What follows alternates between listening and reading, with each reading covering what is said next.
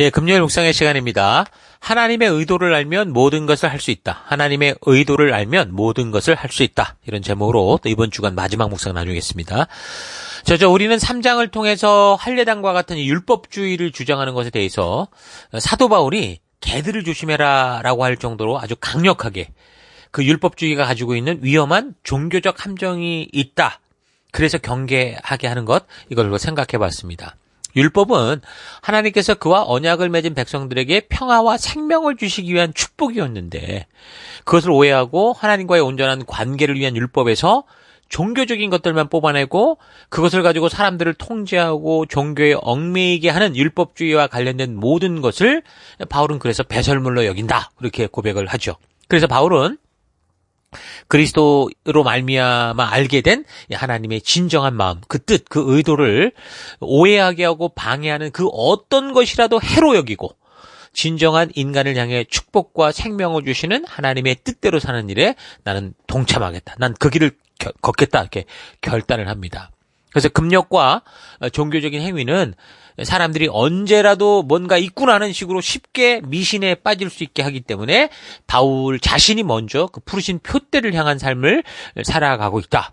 날마다 나를 처복종시키며 그 말씀, 의도, 하나님의 의도를 따라 살고자 한다. 그런 얘기를 하죠. 그래서 사실 누구나 다 구원받는다는 표대를 향해 간다고 늘 말하기 때문에 그런 신을 찾고 있는 거예요. 그러니까 이제 그리고 하나님께서 어떤 일을 하든 그 의도를 보시고 과정을 보시는 거니까. 그러니까 바울이 말하는 표대를 향한 삶이라는 게 뭡니까?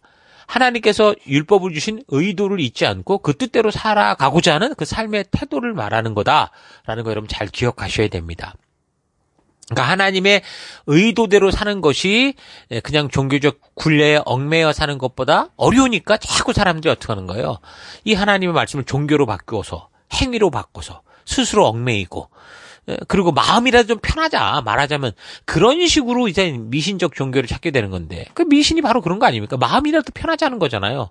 사실로 존재하지도 않고 사실이지도 않은 것을 믿으면서 자기는 이제 좀 마음이 편하다 이런 식으로 그런 식으로 자기 마음 편하자고 하는 이런 것이 바로 율법주의다라는 거. 그 율법주의의 이 핵심이다라는 거 잊지 마시고, 현재 우리의 신앙이 어떤 상태인지 여러분 잘 분별해 볼 수 있기를 바랍니다. 하나님이 우리를 부르신 그 의도를 따라 내가 바른 믿음의 길을 걷고 있는지, 아니면 내가 교회 안에서 누구와 남들과 똑같이 교회 생활을 하는 것 같은데 사실 그 뿌리에는 하나님의 의도를 알지 못하고 종교의 그 굴레에 빠져 있는 그 두려움 때문에 내가 이루고 있는가. 좀 잘 되돌아보시기를 바랍니다. 자, 그래서 마지막으로 4장에서는 교회 안에서 다투지 말고 서로 하나 되고 한 마음을 품어 주신 그 사명을 살아가라 권면합니다. 그러니까 지금 그들에게 주어진 그 상황과 환경이 좀 고난스럽고 어려울 수 있는데 그 안에서 기뻐하자. 기뻐하라. 하나님 주신 이 놀라운 이 부르심을 알고 가자. 그런 얘기를 당부하죠. 그러니까 바울 자신이 이미 여러 번 갇힌 자가 됐었잖아요. 그러니까 자유의 몸을 가졌을 때 같이 하는 우리 지체들과 서로 협력하고 한 꿈을 향해 가는 거 이게 얼마나 기쁘고 감격스러운 정말 하나님 주신 축복인가라는 거를 아주 잘 뼈저리게 알고 있었겠죠. 그런데 이제 이런 교회 저런 교회를 볼 때마다 어땠어요? 그 자유를 가지고 교회 안에서 다투고 싸우는 그런 일들이 생겼고 그러면서 시간을 낭비하는 그런 경우가 있었기 때문에 바울이 볼 땐 너무 안타까운 일이었죠. 그래서 이제 빌립보 교회 안에도 그런 조짐이 보였었기 때문에 그런 얘기를 합니다. 그러니까 빌립보 교회 내부에는 여자들의 분열이 있었다고 이제 성경이 말해주는데 유오디아라는 사람과 순두계라는 이 사람이 서로 생각이 달랐던 것 같아요.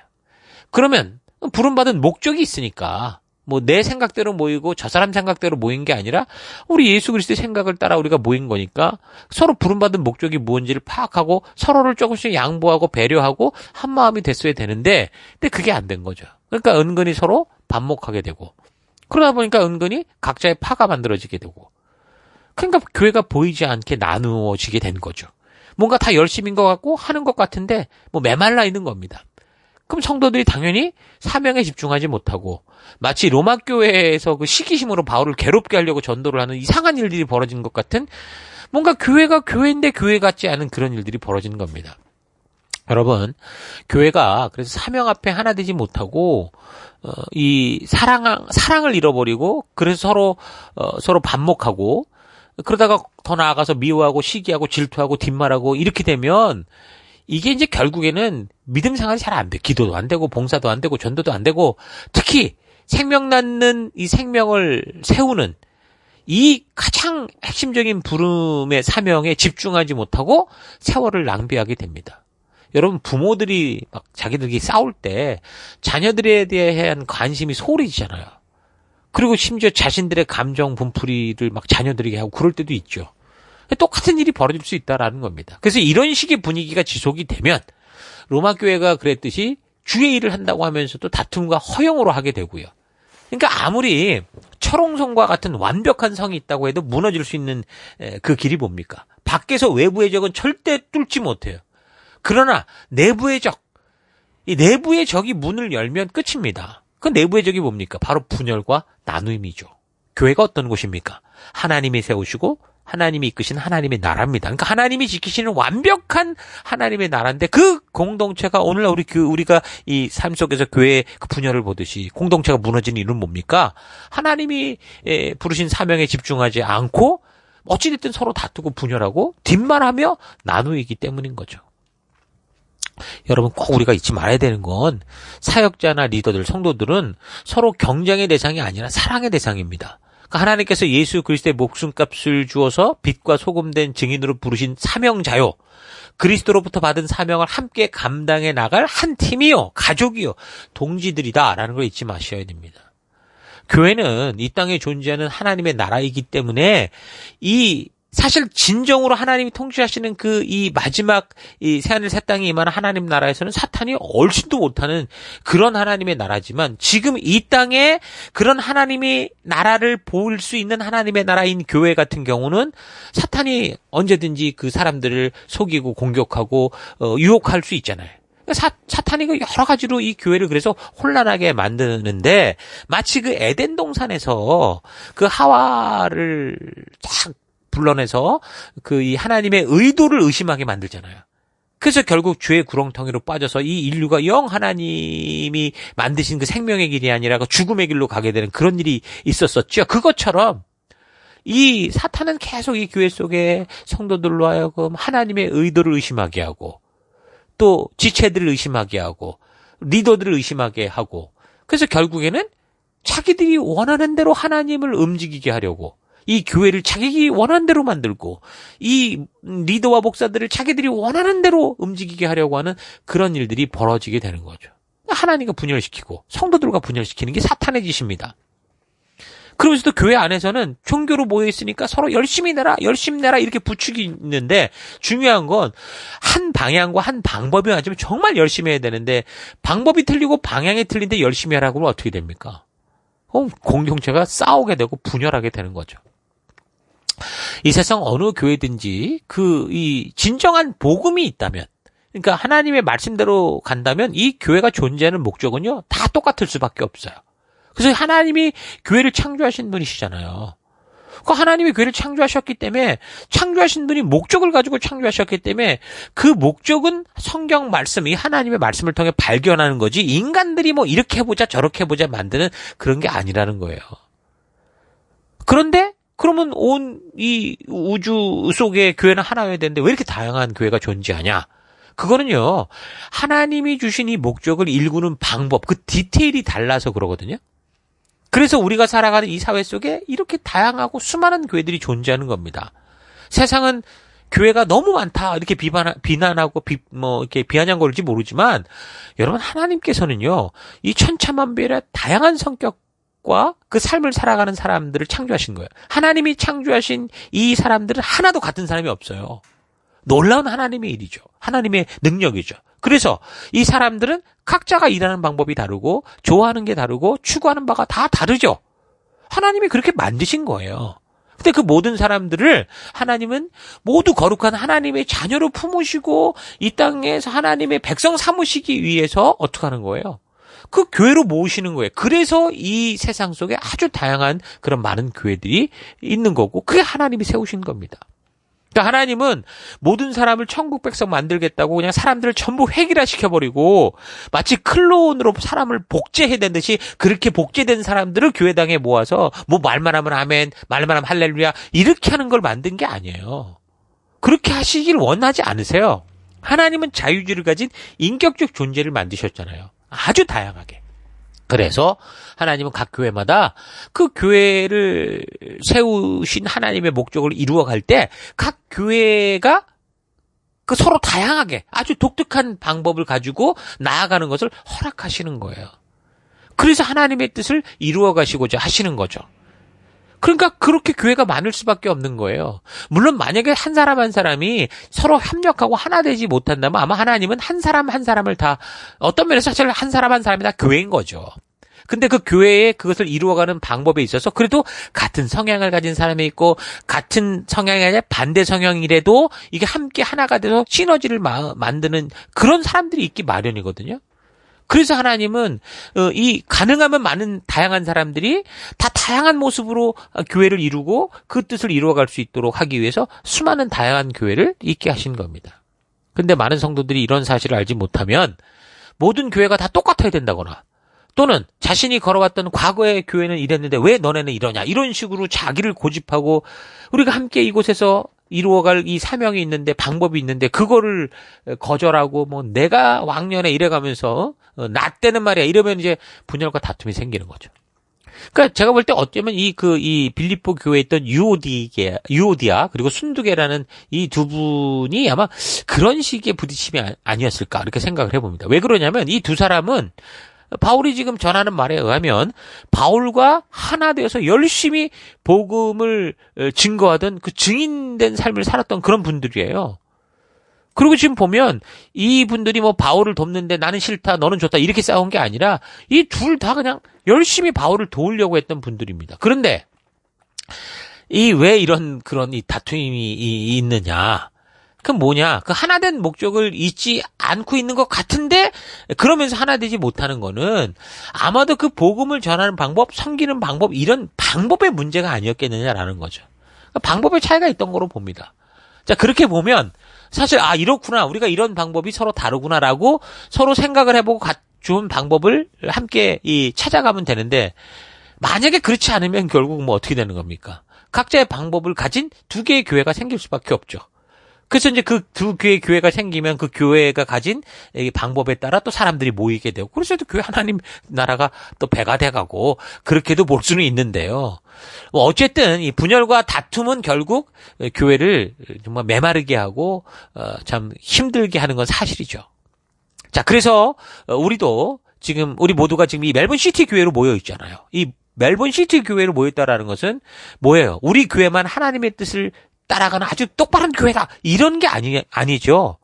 하나님께서 모든 교회와 성도들에게 주신 그 목적을, 그 사명을 일궈가는 방법에 있어서, 이렇게 우리가 한 교회가 된 거다라는 거 잊지 말아야 됩니다. 그래서 우리가 추구하는 방법이 뭡니까?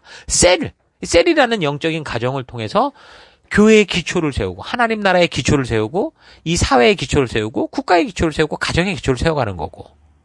그리고 또한 이 강단에서 다른 말이 아니라 하나님의 말씀인 이 성경에 대해서만 창세기부터 계시록까지 연대기적인 역사 순서로 가르쳐서 이게 물론 무슨 훌륭한 신학자를 만들려고 하는 게 아닙니다. 그러니까 성도라면 누구라도 이 성경에 담긴 하나님의 역사를 통해 하나님의 진실한 의도를 바르게 알게 하려고 하는 거. 그래서 우리가 이렇게 집중하는 거예요.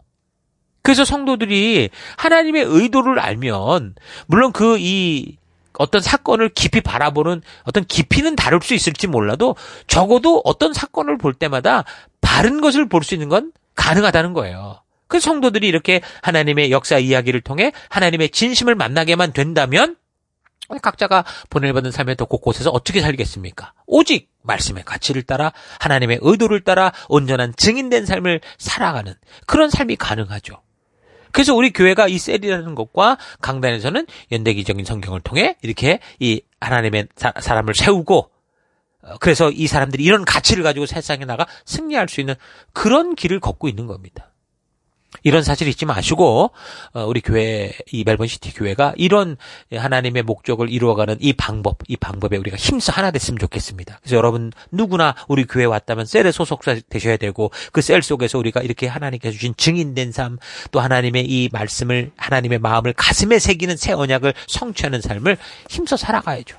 그래서 어떤 사람과 환경을 만나더라도 우리가 같은 마음을 품고 각자 주어진 생명을 낳는 생명을 세우는 이 사명을 성실하게 기쁨과 감사로 감당하는 우리가 될 수 있기를 바랍니다. 자, 바울은 이렇게 4장을 통해서 자신이 걸어온 이 부르심의 길과 그 부르심을 대해온 자신의 심정을 전하면서 빌립보 교회 성도들도 이런 거룩한 사명의 길에서 힘을 내라 도전을 합니다. 세상의 측면으로 볼 때는 복음의 증인으로 사는 이 삶이 분명 고난의 길이지만 예수 그리스도의 은혜로 하나님의 자녀된 우리의 입장에서 보면 이 고난이라는 게 진정한 믿음으로 나아가는 성도들 외에는 알 수 없는 하나님이 주신 특권이다라는 걸 알기 때문에 자신이 어떤 상황과 환경 속에서도 포기하지 않고 이 길을 감사로 걸어갈 수 있다. 이런 고백을 할 수 있는 거죠. 그래서 사도 바울도 그 얘기를 합니다. 고백하기를 4장 13절 내게 능력 주시는 자 안에서 내가 모든 것을 할 수 있느니라. 왜 이런 고백을 할 수 있습니까?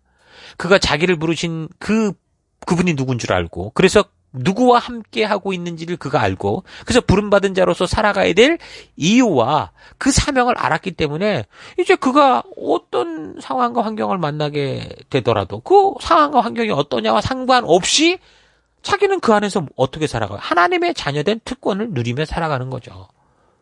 내가 부르신 빛된 그 백성으로 증인으로 살아갈 수 있는 거예요. 그래서 내게 능력 주신 자 안에서 내가 모든 걸 할 수 있다고 고백하는 거예요.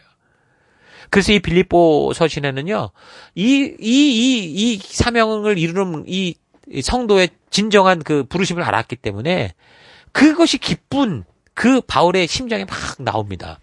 기쁨이라는 의미의 단어가 16번이나 나오고 로마의 감옥에 갇힌 자는 바울인데 오히려 자유롭게 살아가고 있는 이 바깥에 있는 빌립보 교회 성도들이 그 지체들을 격려하고 위로하고 사랑하는 그 내용으로 가득 찬 거예요. 갇힌 자 된 바울이 어떻게 모든 것을 할 수 있는 사람이 난 모든 걸 할 수 있다라고 말할 수 있겠습니까? 그러니까 자신이 가진 거, 자신이 처한 환경으로 인해서가 아니다.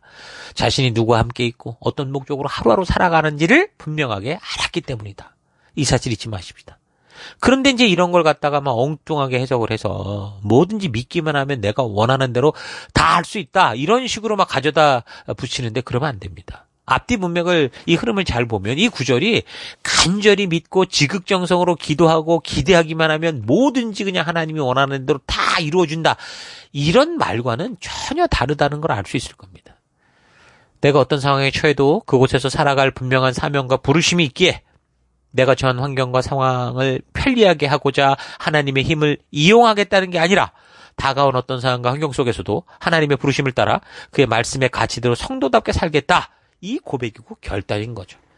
그래서 현실의 삶이 늘 부족하고 채워지지 않아도 늘 고난의 연속이어도 그런 상황과 환경을 피해달라고 기도하는 게 아니라 바울은 항상 내가 이 안에서 부르신 이 뜻대로 정말 담대히 나가게 해달라. 이 하나님의 마음을 좀 더 자세하게 설명할 수 있는 그런 자가 되게 해달라. 그렇게 부탁을 하잖아요.